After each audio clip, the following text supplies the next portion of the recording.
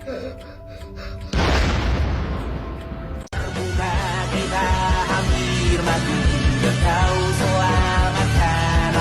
Indonesia dan kita fokus dan tampil kesehatan mental. Ants are not meant to serve grasshoppers. Stop bullying, ingat guys ya. Assalamualaikum warahmatullahi wabarakatuh.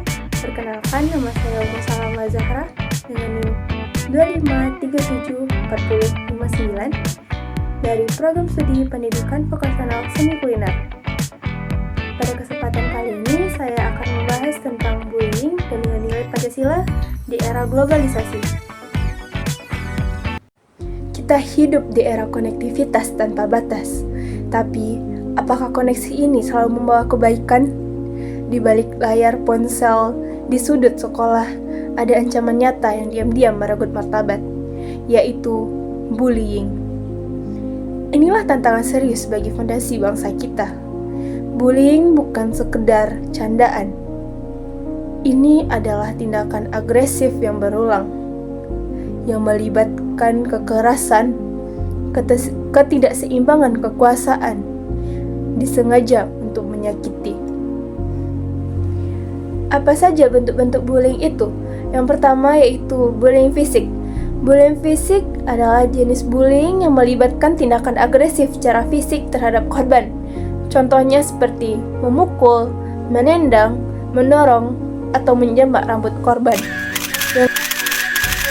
Seorang siswa kelas 8 SMP Negeri 4 Banyuwangi, Jawa Timur menderita patah tulang setelah dianiaya oleh kakak kelasnya di sekolah. Korban dugaan perundungan Fatir Arya Adinata, 12 tahun, siswa sekolah dasar negeri 09 Tambun Selatan Bekasi, meninggal dunia pada Kamis dini hari. Siswa sekolah dasar mengalami perundungan oleh sejumlah pelajar SMA di kota Bekasi. Berikutnya ada korban perundungan diamputasi. Seorang siswa di Bekasi, Jawa Barat diduga menjadi korban perundungan teman-temannya hingga harus dirawat di rumah sakit. Bahkan kaki korban kini harus diamputasi. Yang kedua yaitu bullying verbal. Bullying verbal melibatkan penggunaan kata-kata atau bahasa yang merendahkan, menyakitkan, atau menghina korban. Contohnya seperti ejekan, penghinaan, ancaman, penghinaan rasial, pelecehan verbal, atau pengolok-olokan. Yang ketiga yaitu bullying relasional. Bullying ini bertujuan untuk mengisolasi korban dari lingkungan sosial atau kelompok teman sebaya. Caranya bisa dengan menyebarkan rumor jahat kepada si korban, mengabaikan korban, membatasi partisipasi korban dalam aktivitas, atau menjauhi korban secara sengaja. Dan di era globalisasi saat ini, muncullah raksasa baru, yaitu cyberbullying. Cyberbullying merupakan perundungan yang terjadi secara online tanpa batas ruang dan waktu. Kesan kebencian yang tersebar hanya dalam hitungan detik. Tindakan ini tentu saja melalui media digital, seperti ponsel, media sosial, atau internet. Cyberbullying bisa berupa mengirim pesan yang menghina secara online, menyebarkan foto atau video yang memalukan, atau menghina melalui komentar atau postingan di media sosial. Instagram ini dinobatkan sebagai media sosial yang paling sering digunakan untuk melakukan perundungan atau bullying secara online. Dalam laporan riset dari Microsoft 2020, survei untuk mengukur tingkat kesopanan pengguna internet, netizen Indonesia menempati ranking bawah, dan bahkan netizen Indonesia dikatakan paling tidak sopan se-Asia Tenggara. Cyberbullying dampaknya jauh lebih luas dari yang kita bayangkan. Dampaknya bagi si korban berupa trauma, depresi, dan penurunan prestasi akibat pikiran berlebih. Dampaknya bagi pelaku yaitu menormalisasikan kekerasan. Dan dampaknya bagi lingkungan yaitu menciptakan budaya ketakutan dan apatis. Dan di era global saat ini, cyberbullying menjadi tantangan paling liar. Pelaku bisa bersembunyi di balik anonimitas. Dampaknya menyebar 24 jam sehari, 7 hari seminggu. Jangkauannya global, tetapi lukanya sangat personal dan lokal. Mengapa kita harus peduli terhadap isu bullying ini? Karena bullying adalah musuh utama dari ideologi bangsa kita.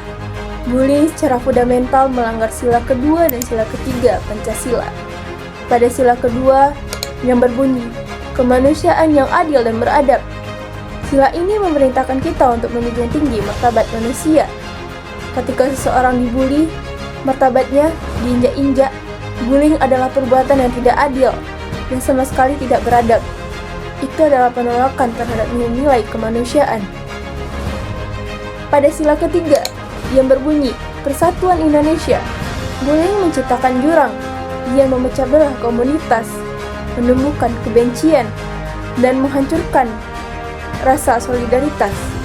Lalu, bagaimana mungkin kita bersatu jika kita masih merendahkan dan menyakiti saudara sebangsa kita sendiri? Setelah memahami bahayanya, kini saatnya bertindak. Solusi pencegahan paling mendasar datang dari sila kedua, yang berbunyi, kemanusiaan yang adil dan beradab. Kunci pertama adalah tenggang rasa. Cobalah menempatkan diri di posisi orang yang berudung. Apakah kita ingin diperlakukan tidak adil?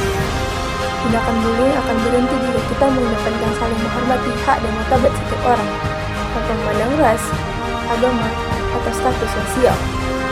Yang kedua yaitu semangat persatuan. Bullying adalah masalah komunal, dan solusinya harus bersifat gotong royong. Prinsip yang terangkum dalam sila ketiga dan keempat. Kita harus menumbuhkan budaya persatuan Indonesia yang menolak perpecahan. Lingkungan harus menciptakan sistem perlindungan. Ini dilakukan melalui musyawarah antara sekolah, orang tua, dan siswa untuk menyusun kebijakan anti-bullying yang tegas dan konsisten. Gotong royong artinya kita semua bertanggung jawab atas keamanan sesama. Pencegahan paling efektif adalah peran saksi yang berani beraksi. Ini disebut sebagai upstander atau pembela. Mayoritas bullying terjadi karena saksi memilih diam.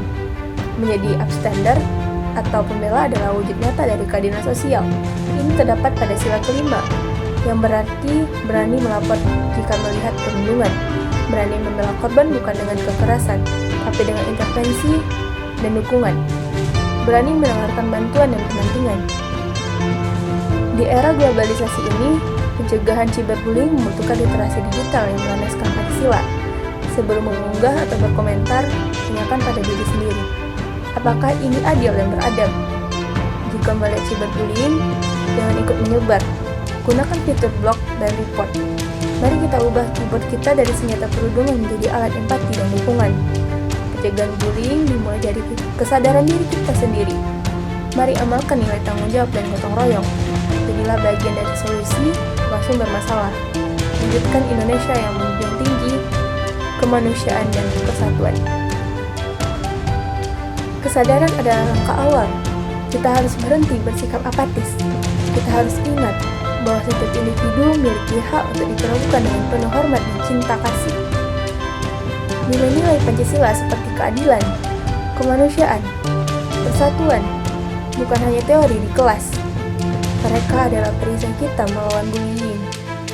Mari kita gunakan hati nurani Pancasila untuk menghentikan lingkaran kekerasan ini. Stop bullying, mulai dari sekarang. Apakah kita akan membiarkan bullying terus merusak generasi penerus bangsa? Atau akankah kita bangkit menjadi pembela dan mewujudkan Indonesia yang benar-benar adil dan beradab? Sekarang, pilihan ada di tangan kita.